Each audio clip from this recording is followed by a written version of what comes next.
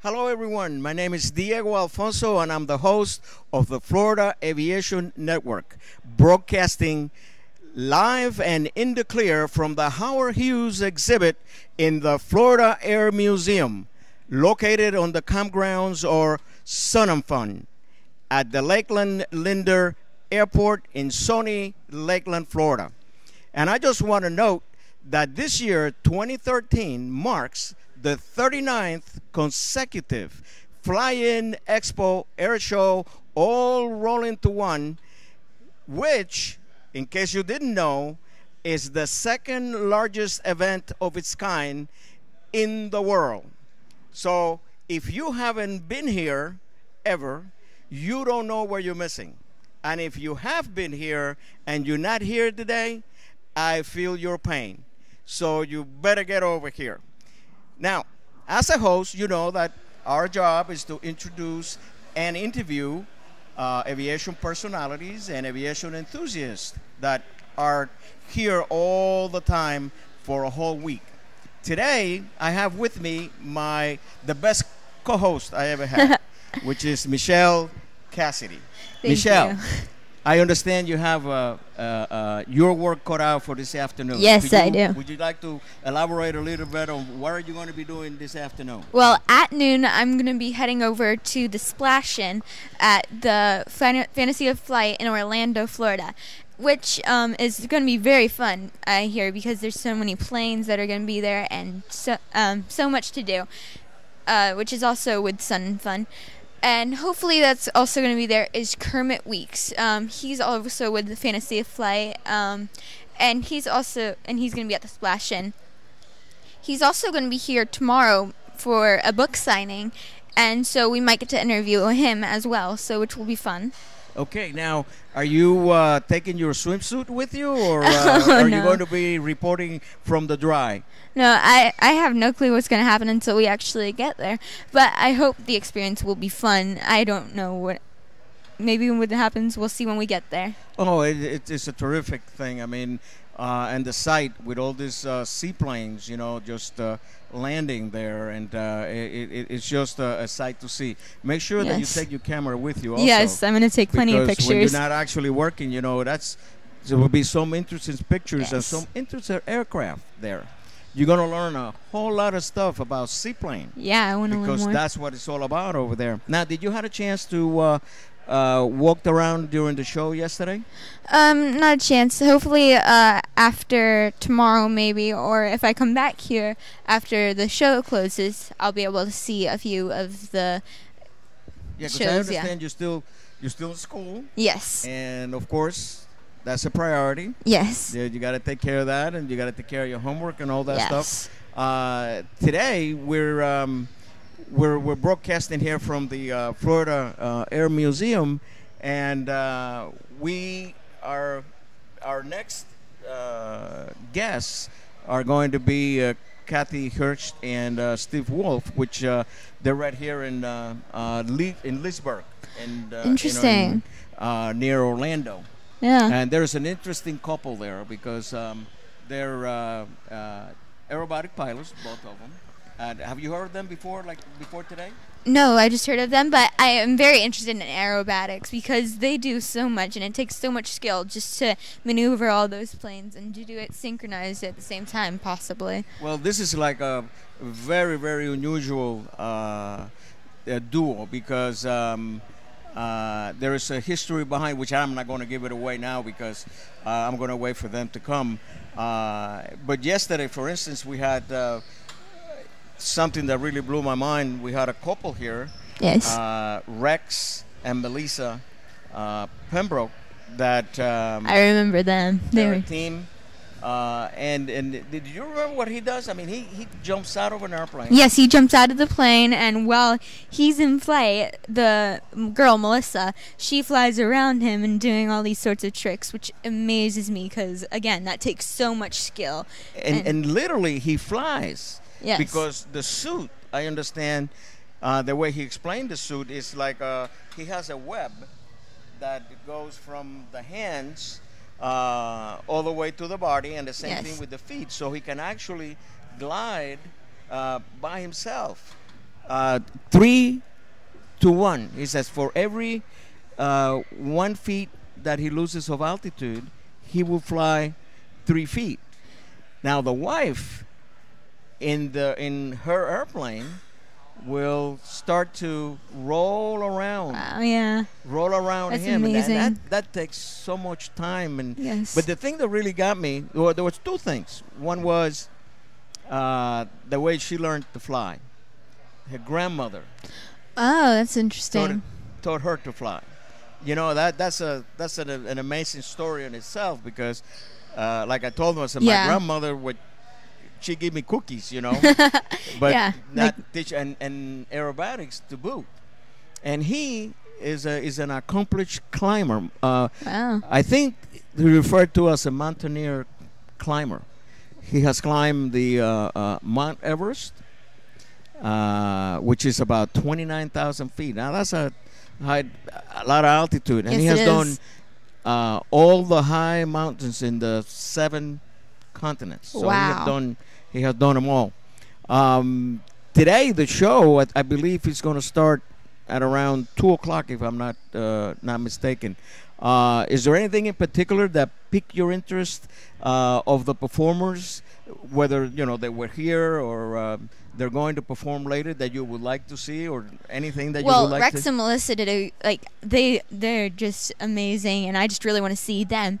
My brother actually showed me a video of a guy who climbed up to the top of the mountain and used one of the suits that Rex is in, and it shows a video of him flying and swooping through the air and at amazing speeds, and it just reminded me of all that. And actually, they also reminded me of the flying squirrel and how it moves in the air. It's basically like the same thing, I'm guessing. I wonder how do you get trained to do that, because there is no way to do any dual training. No. This is just one suit, and only one person fits in there. Yes. So the first jump is on-the-job training, because Yeah. it's just that person doing that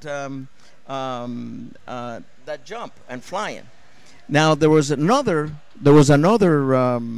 individual that came yesterday. I believe his name was Gary Adams. I think Yes, was Gary his last Adams. name. I Gary, think so. I think it was his last name, and he was 71 years old, and Wow. does hardcore aerobatic. Wow. I mean, I'm not talking just little loops or Yeah. rolls and things like that. The way he explained it, he will take off, and as soon as the airplane clears, that they have a half wingspan from the runway, Mhm. he will roll the airplane inverted. Oh, wow. Now, this is like 30 feet off Yeah. the ground. And then he'll pull up and do a loop, but the wrong way. Oh. Instead of doing the loop on the outside, he does the loop on the inside. And he's Interesting. 71 years old. Wow. He also told me a very interesting story that I thought for the longest time that was some sort of a camera trick. Because I was watching videos in YouTube. You know how you do. Yeah. And then I'm clicking pilot stuff. And one of the Yeah. videos shows 6 airplanes, 6 AT-6s, Texans, and which is World War II trainer Yes. aircraft. And they're on a lake. And they come down and they put the tires on the water. And they ski. Oh, wow.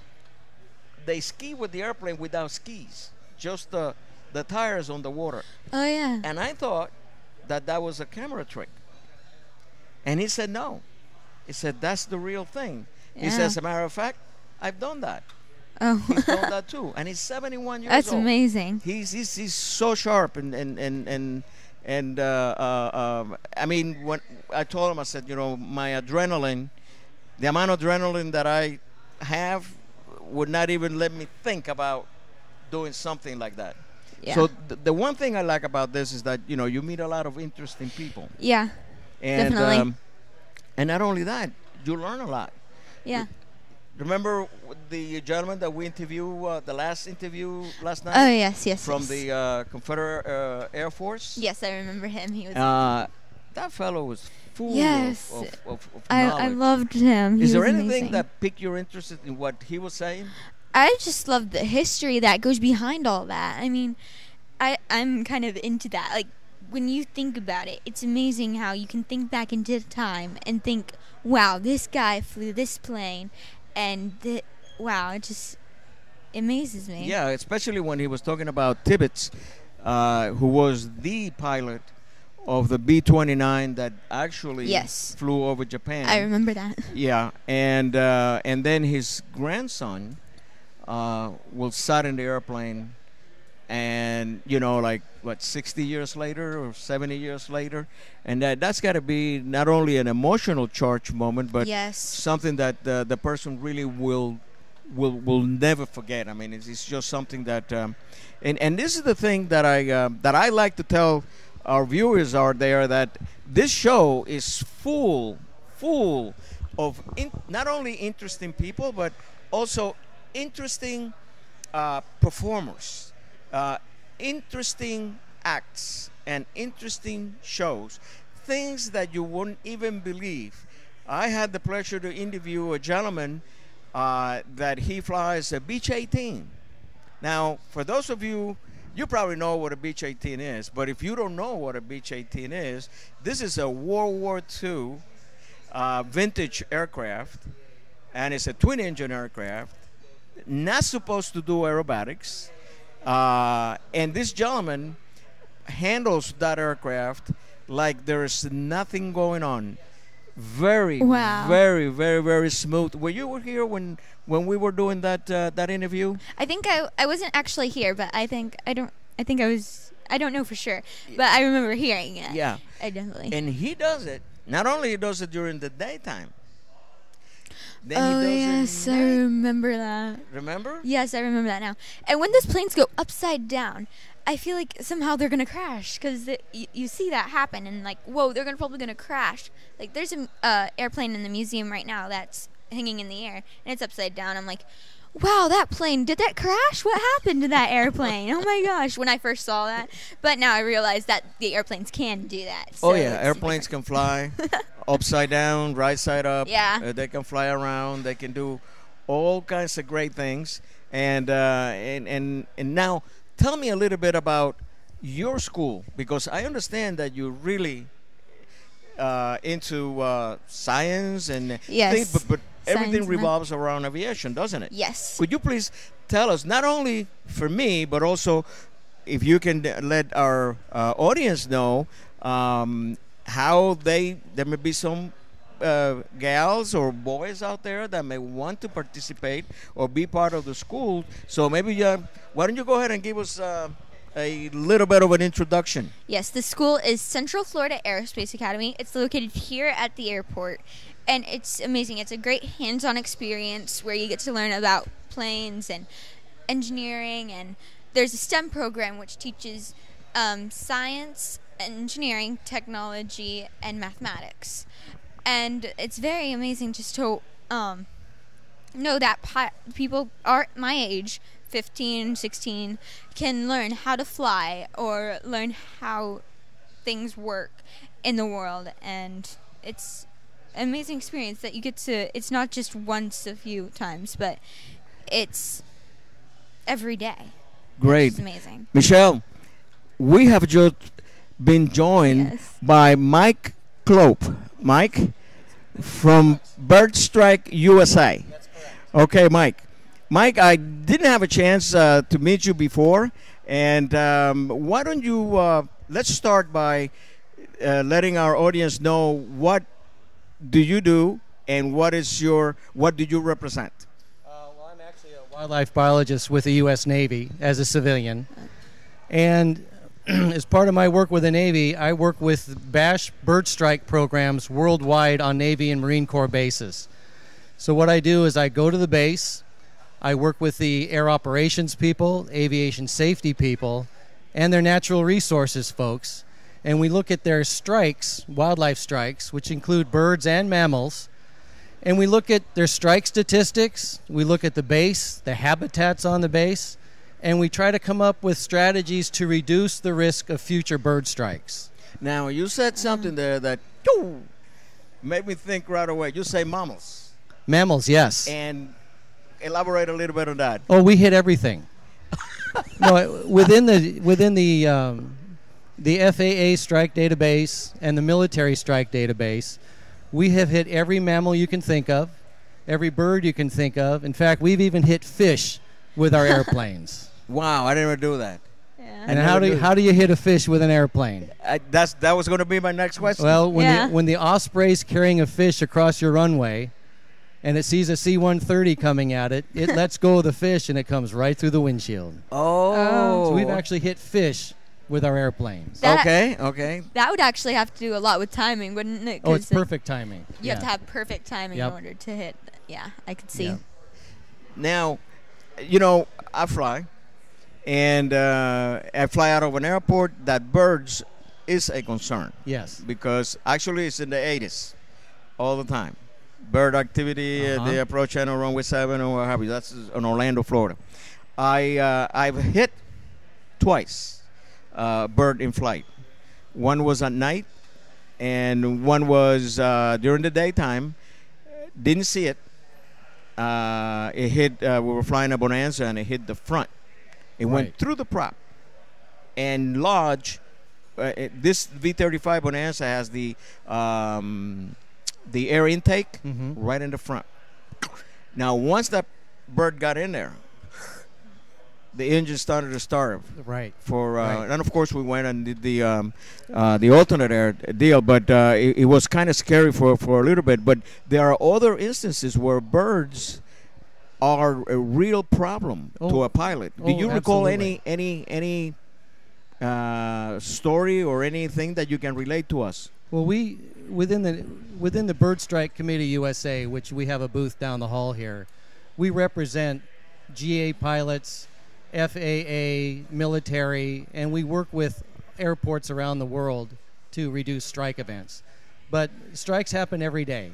Yes. And within the military, we strike birds every single day, and it's reported to our safety center. We lose an airplane, about one aircraft a year, whether it's fixed wing or rotary wing. And our last strike event was a helicopter at Camp Pendleton 18 months ago, where a red-tailed hawk hit the control arm on a Cobra and broke the control arm, and we crashed the plane and lost the 2 pilots. So it happens a lot, and it gets extremely expensive.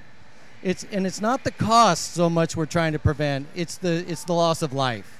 So that's why we're so intense on finding out what your problem is at your airport and trying to make that risk go away in the future.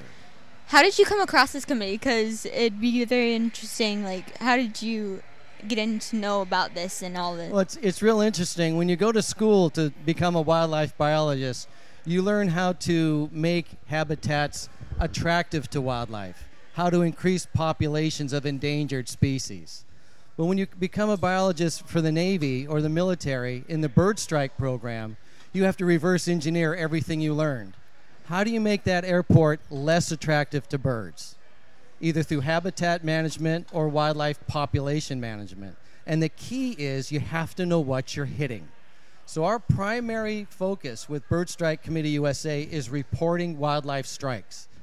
If we know what you're hitting at your airport, we can design a program to make the habitats less attractive to those species of wildlife and make them not even want to be there.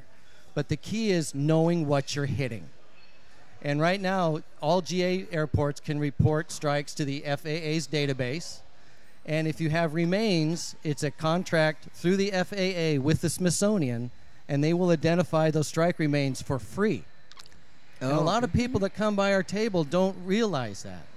If you turn in the remains to your airport and they turn it in to the Smithsonian, they will identify it for free, and your airport receives that information back. Interesting. I see, because from what you're saying, because when you said first wildlife, it makes you think of the whole kit and caboodle, but there are actually specific species. That's exactly right. On your airport, you have many species of wildlife, mammals and birds, but some of them are not a problem. So you have to find out which ones are your problem, and that's when you get the strike reports. That's why it's very important. How will you know what's like less attractive to the bird? What do they like feel or not feel, but like see that Well, makes them less attractive? when you get the data coming in, as a biologist, you understand what the requirements for those species are. So, for example, if you have a red-tailed hawk problem, they're most likely coming in there to eat the rodents that are living in the grasslands on your airport. So you want to do some small mammal or rodent management. You want to get rid of the food source. And some airports even go as far as going off airport and enhancing areas for rodents to make the hawks want to go over there. Oh. So there's a lot we can do. That is so interesting, Yeah, though. it's it's a lot of amazing fun. how they find a way to really do that, because I'll tell you, birds are a real problem. Yes, they are. Yes. A real problem. And I guess the most famous one is the one in the Hudson. Oh, yeah, Flight 1549. Yeah, Yeah. that probably everybody in the world knows Yeah. now that a bird can take an airplane down. Yeah, that was a flock of Canada geese. Yeah. Can you tell us a little bit about that one? I mean, Oh, yeah. It was very interesting that when they hit that flock of geese, the remains that were pulled out of the engines were sent to the Smithsonian. And they did identify them as Canada geese. But they went one step farther in that case because it was so, on the public's eye. Yes. That they did some isotope research to find out that these birds were migrating geese. Okay. They weren't resident geese, and they had migrated down from Canada Okay. based on isotope in the feather. I It's see. really interesting. Yes. Isotope meaning? It means the last time they molted their feathers, they were able to determine the latitude they came from. I Really see. interesting stuff. Okay, Yeah. ISO, I imagine temperature. Does that has to do anything It has with to do with latitudes. latitudes? Yeah. Latitudes. Okay, So they can do some amazing research to find out what your problem is. that's amazing. And the job this guy did to put that airplane on. Captain Sully did an amazing job. Yeah. It's just I've unbelievable. had the privilege of meeting both Captain Sully and co-pilot Skiles at our Ah. bird strike committee meetings we have every year, and they go through the whole scenario of the flight and the landing, and it was amazing when they hit those. They never even saw them. I know. A blink of Yeah. an eye, and there they Yeah. were. And the thing about it is that the non-flying public will never know the real. What's the word I'm looking for?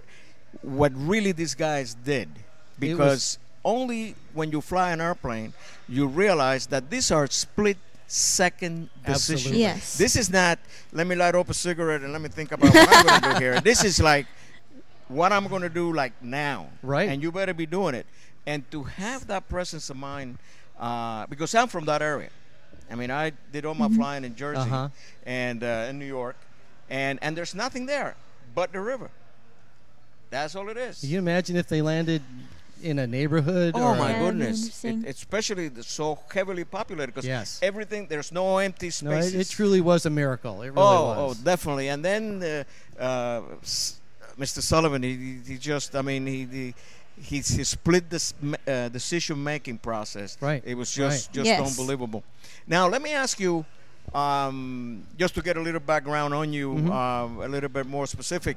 What was your first interest in aviation? If you can take me that back. What is the spark that said, I'm interested in aviation? Well, when I got out of college and with my degree in wildlife, I got a job with the Navy at Naval Air Station Point Mugu in Southern California.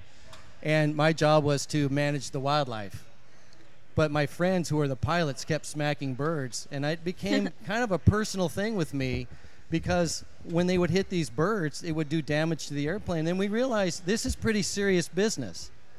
And when I then transferred up to Whidbey Island Naval Air Station in Washington State, and again, my friends are flying airplanes, and it's not the plane, it's the people in the plane that we're worried about. The plane can be replaced. Yes. That's just dollars. Right. The human value cannot be replaced. So that's what our whole background is on bird strike risk assessment and avoidance. I find is it the pilots. I find it very interesting that how much information you can get from just like a bird hitting and then it's dying, amazing. and then you can get all this information about where it was from, how you can stop the problem, so there will be less deaths. Right. If we get the reports. Yes. And that's the bottom line, is we need the information to help the airports. And I'm going to tell you something that happened to me. a long, long time ago. Actually, it's so long ago that some airports didn't have fence. Oh, right, right. Way back. This airport happened to be Lincoln Park in Jersey, which is just a little bit up the road from Morristown, New Jersey. And I've been flying out of there, gosh, for years. And we were doing a night flight, and we're coming in for a landing. And the least thing that I expected was to see a deer Oh, yeah. on the runway. Yeah. But if anybody was familiar with that airport, that was not a really large airport, and there were tall trees right around the airport. So the instinct on the pilot is, when I saw that, I went around. But in order to go around, instead of just adding power and getting over it, Right. I instinctively veered to the right. And guess what? Trees. Uh-huh. Because I'm now below the tree level. Right. Yeah. And so it took a little bit of maneuvering for me to get back and get out of the airport environment without hitting the trees. And now, and I guess back then it was not a big deal, and probably it was not even in place any system for reporting this kind of thing. I don't know. Right. But I should have. I should have Right. reported that. We encourage people to report not only strike events, but near-miss events, because we can get a lot of information from near-miss records to help manage your airport. Exactly. So it's important to report just those kinds of incidences. Sure, and I could see the importance too of the remains, because even if this happens at an airport that is no tower or anything like that, it should be the pilot's responsibility Right. to really pick up those remains. Now, some people think you have to have feathers and, the whole bird. Yeah. You don't. If you have a blood smear on the side of the airplane, which the folks at the Smithsonian call snarge, Okay. if you have snarge on the side of your plane and you wipe it off with a paper towel, you turn that in, they will do DNA analysis and they will tell you exactly what it was. That's amazing. So we're trying to tell pilots, just because it's a smear, don't blow it off. They can get the data from a blood stain. Holy moly. So wipe it off and send it in. Don't throw it away. Now, with misses, how do they report those? I mean, like, you can't get in the DNA or whatever. No, but from you can them. actually get the time of day, possibly the species of bird, the location on the airport, the time of year, all that data. When you start looking at trends, the biologist can pick it apart and come up with a solution. Interesting. That is great. So you guys are kind of comparable to CSI. The You're Smithsonian is, yes. Oh, they really are. They Because really I mean, are. determining from DNA exactly which bird. Yeah. That's really good information, and I really didn't know that. And most people don't. That's why we're here. So come visit us down the hall here. Yeah. Well, listen, if you're a pilot, this is definitely good information. If you ever have a bird strike, you better report it. Unfortunately, Absolutely. Mike, we have reached that point in That's the interview okay. that we have to say goodbye. But I'll tell you, thank you so I much for appreciate that it. information. It was nice meeting Thank you very much. And you there, you stay put, because we're going to be back in a few seconds with a lot more good information that you really don't want to miss. We'll see you in a little bit.